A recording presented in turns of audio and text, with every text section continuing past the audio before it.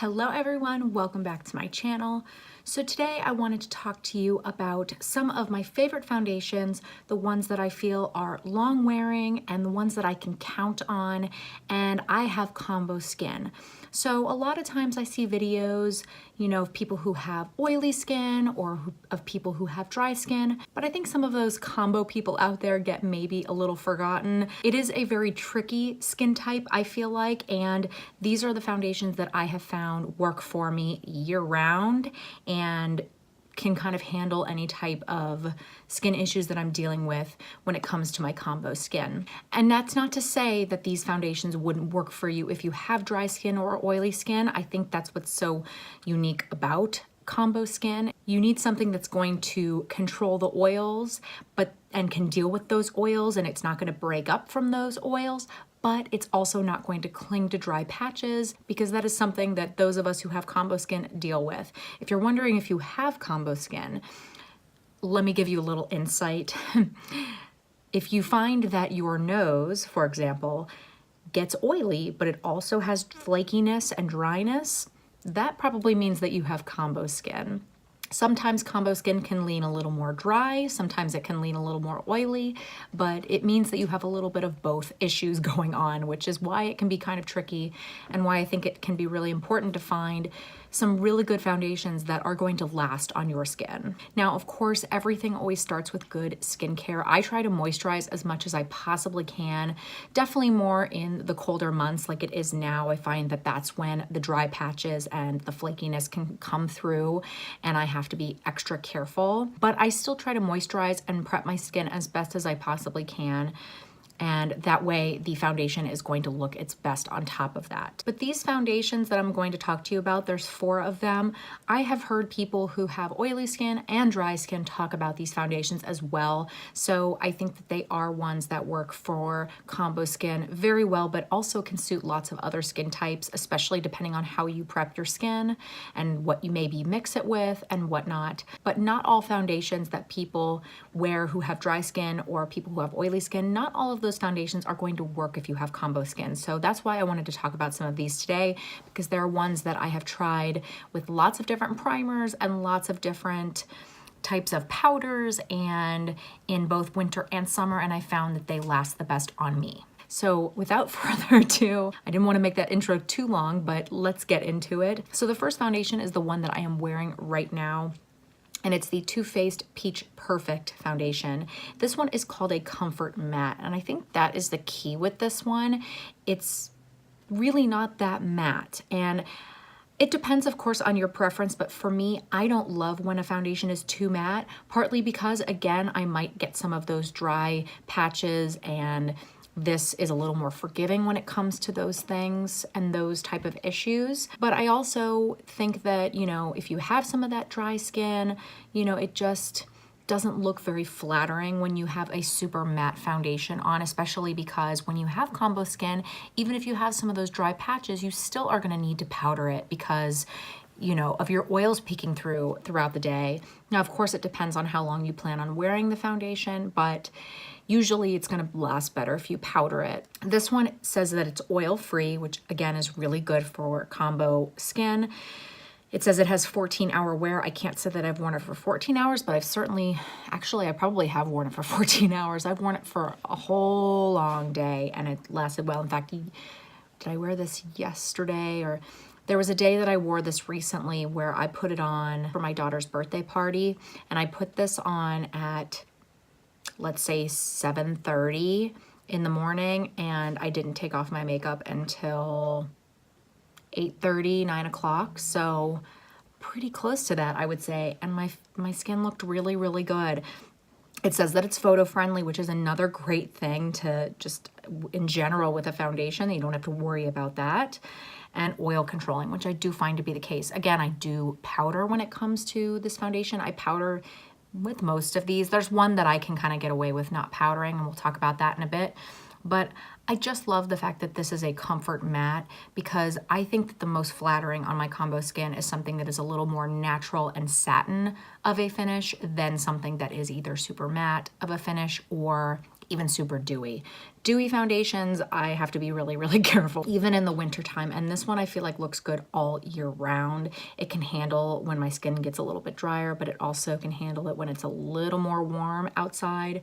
This is a beautiful foundation. It does have a light fragrance. It's infused with peach and sweet fig cream. That doesn't bother me, and I don't find it to be super strong.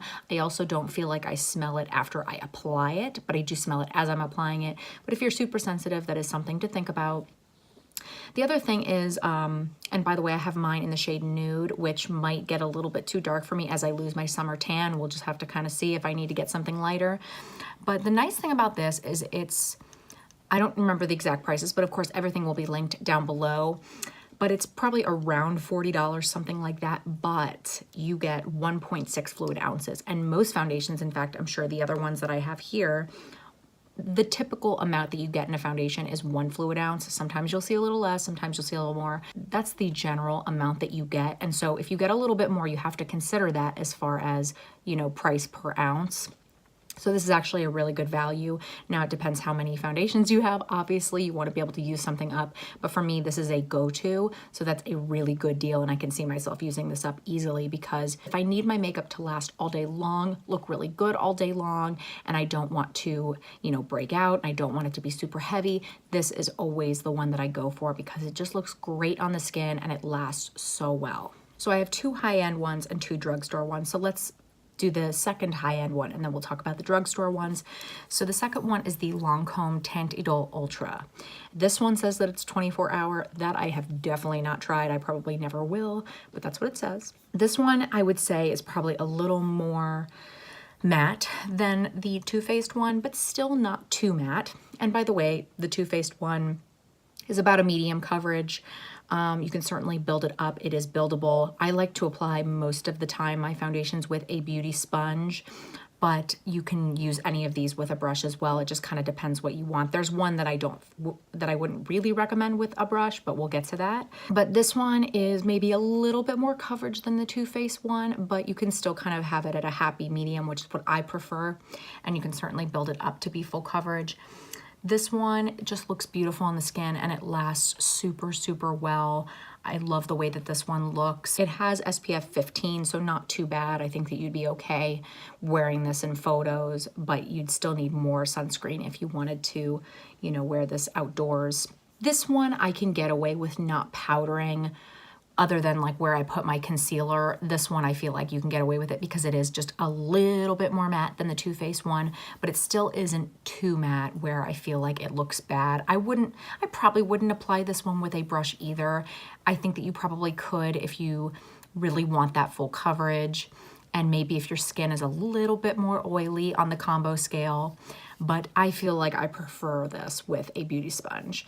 So this is a really nice foundation. You know, it's probably a similar price to the Too Faced, maybe a little bit more expensive, but again, you get 1 fluid ounce in this, whereas you get more in the Too Faced. But I do love this foundation, and it's another go-to if I want to have my makeup look really nice for an event. If I want my makeup to last all day long, this is definitely a go-to. Okay, so let's talk about the 2 drugstore foundations.